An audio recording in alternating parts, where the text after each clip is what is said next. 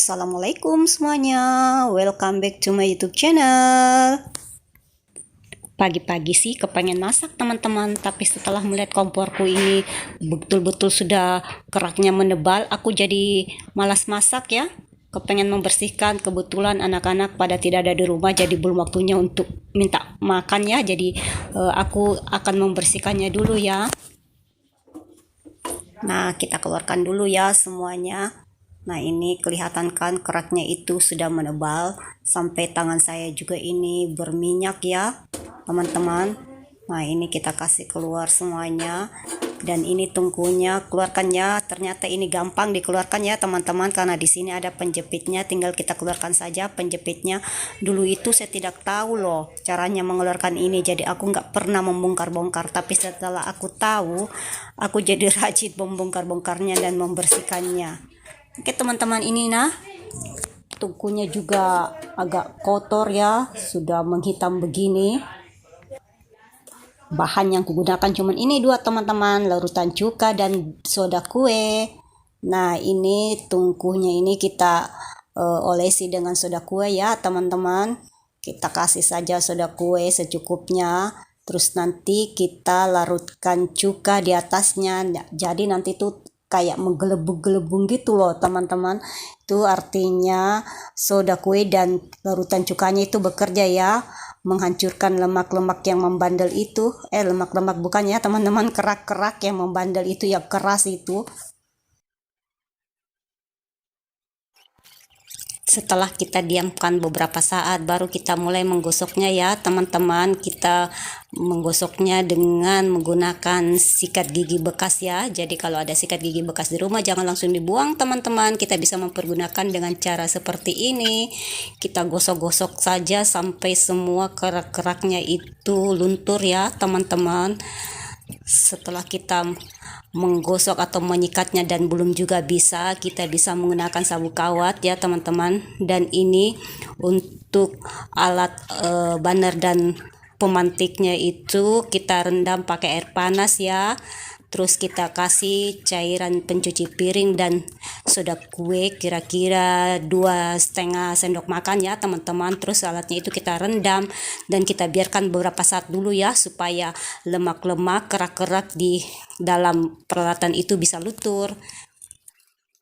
Kita gosok saja ya terus teman-teman sampai betul-betul keraknya hilang. Kalau nggak hilang, kita bisa rendam bersama dengan pemantiknya ini. Sambil menunggu kerak-keraknya melunak sedikit, ada baiknya kompornya juga kita bersihkan ya teman-teman. Kita kasih juga soda kue dan cuka supaya pinggir-pinggir dari tempat tungkunya ini bisa bebas dari kerak-kerak juga ya teman-teman. Bagian dalamnya itu cukup juga kita sikat-sikat dan kita lap-lap basah ya teman-teman.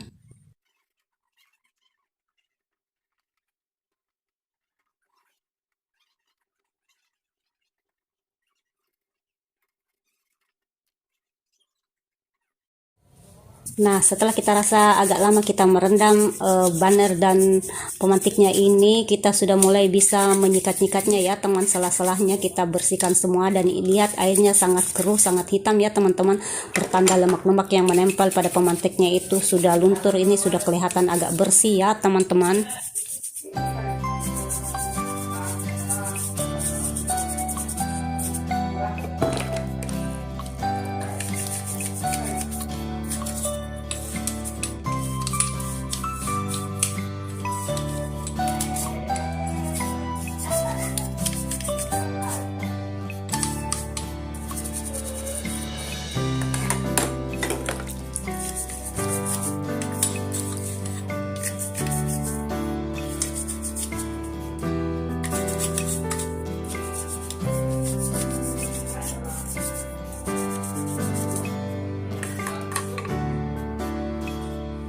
Dan ini juga tungkunya sudah mulai luntur ya kerak-keraknya teman-teman. Terakhir saya gunakan pisau yang ujungnya itu agak runcing ya, tapi saya tidak terlalu keras untuk menggigirnya, pelan-pelan saja. Akhirnya semua kerak-keraknya itu luntur dan ini sudah agak kesat ya teman-teman. Saya tidak menganjurkan untuk menggunakan pisau ya teman-teman, tapi kalau itu diperlukan itu merupakan alternatif terakhir. Tapi mencongkelnya atau mengeriknya pelan-pelan saja ya teman-teman, jangan terlalu kencang-kencang atau keras-keras. Saya takutnya nanti malah tungkunya ini rusak lagi. Nah, tungku ini sudah keset ya teman-teman, sat sudah mulus tanpa halangan. Jika kita menekan-nekan tangan kita, sudah tidak ada hambatan lagi yang terasa di tangan kita, yang itu berupa gundukan-gundukan kerak ya, betul-betul sudah mulus. Dan ini sudah 3 kali saya pakai soda kue dengan larutan cuka ya teman-teman, sampai akhirnya bisa seperti ini. Nah, setelah kita keringkan beberapa saat, ini pemantik dan banarnya kita lap-lap ya teman-teman supaya lebih kinclong lagi. Sibuk dari tadi membersihkan kompor ini sampai lupa menyapa teman-temanku semuanya. Hai teman-teman, apa kabar? Semoga hari ini kita semua sehat-sehat semua ya, sukses semuanya. Dan semoga kita selalu dalam lindungan Allah Subhanahu wa taala. Tetap berkarya ya, supaya kita bisa menghasilkan sesuatu yang lebih baik dan bermanfaat bagi orang lain. Tetap semangat, stay terus ya di depan video kalian, dan jangan di skip supaya nggak gagal paham. Nah, ini tungkunya juga kita lap-lap ya. Dan ini juga kita bisa kasih tetesan minyak kayu putih teman-teman supaya lebih mengkilap lagi.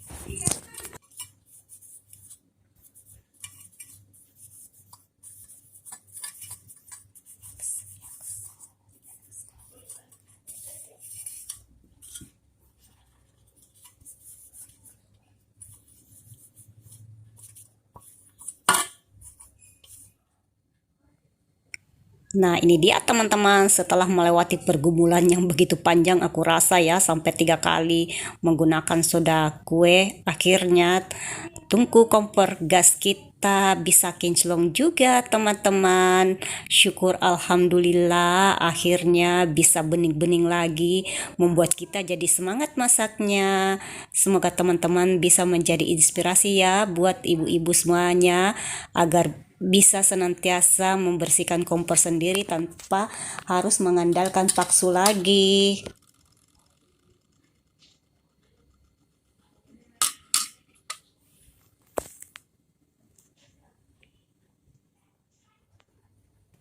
Nah, sebelum memasang semua peralatan pada tempatnya masing-masing, ada baiknya kompornya kita bersihkan lagi ya, kita lap-lap. Dan ini saya tetesi beberapa tetes minyak kayu putih. Oh iya teman-teman, minyak kayu putih ini aman loh digunakan karena bahannya alami dan tidak menimbulkan reaksi apapun, jadi aman.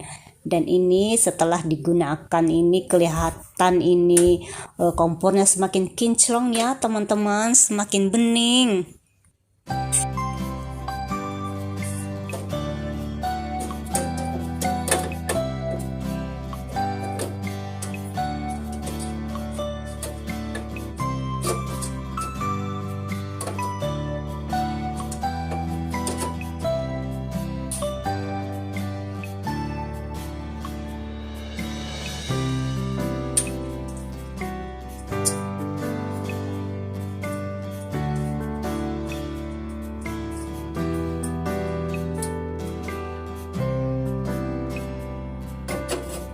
Setelah melewati beberapa tahapan fase, maka fase ini adalah fase yang paling membahagiakan.